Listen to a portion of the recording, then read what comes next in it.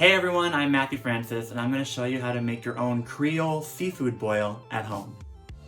If you're unfamiliar with a shrimp boil or seafood boil, essentially down in the South, a lot of people love to take a bunch of fresh seafood, vegetables, and spices and boil it in a large pot and then dump it onto like a whole table full of newspapers and just kind of go hog wild and grab whatever you want, get messy, and really enjoy all those great fresh flavors.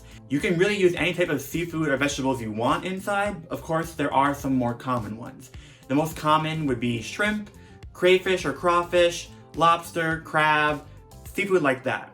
A lot of shellfish. But a lot of people don't have access to crabs or crawfish all the time, so it's also common to just have a shrimp boil. So today we're just gonna make a simple Creole shrimp boil, but you can add any seafood or any vegetables really that you want. Here we have some coriander seed, dill weed, mustard seed, red chili flakes, salt, and some allspice. So here we go with our spice mix. And then I'm gonna add in the Cajun seasoning. And then I'm gonna put in some bay leaves.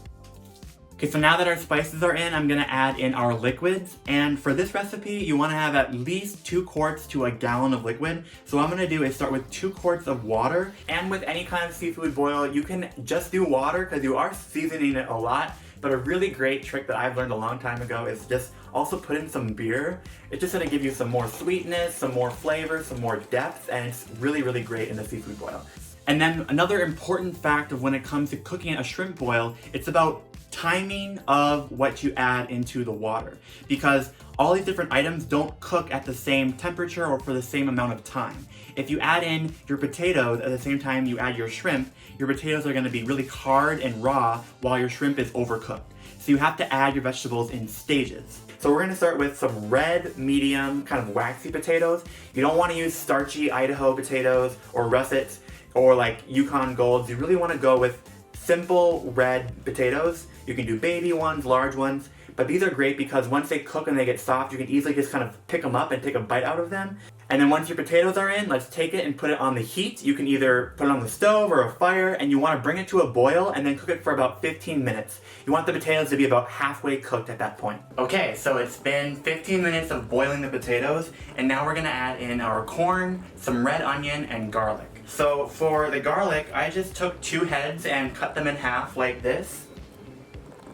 And then we just have some red onions like cut into big things. You don't have to add red onion, you could put white onion. And then here I have some corn on the cob, and I cut it into kind of chunks. I take the whole ear of corn and cut it into like 5 or 6 chunks, just so that way each person kind of has a little bit that they can enjoy by themselves. And for the corn and the onions and garlic, you want to cook for 10 minutes in the water.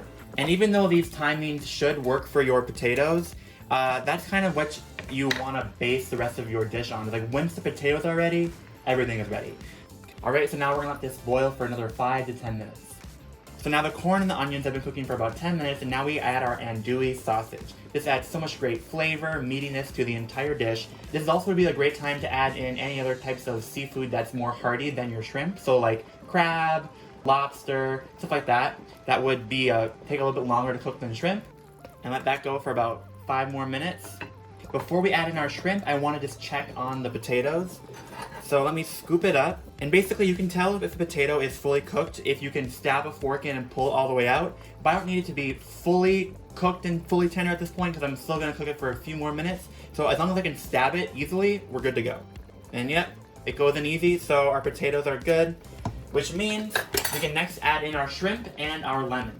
So basically we're just going to take 2 lemons and we can squeeze the juice into the water and then leave the rest of the halves in there as well to help kind of add some great acid and some great citrus flavor to our seafood boil. And then here we have about 2 pounds of shrimp. And you want to make sure that you buy jumbo peel-on shrimp.